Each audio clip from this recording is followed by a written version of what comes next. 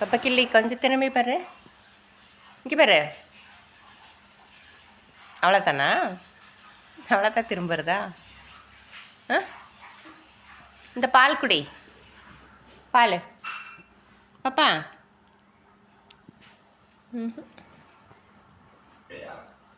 Hi friends, அனைவருக்கும் இனிய காலை வணக்கம். பாருங்கள், நான் மாடிக்கு போகிறதுக்கு முன்னாடியே எல்லா காக்காவும் இங்கே அவ்வளோ பேரும் உட்காந்துருக்காங்க.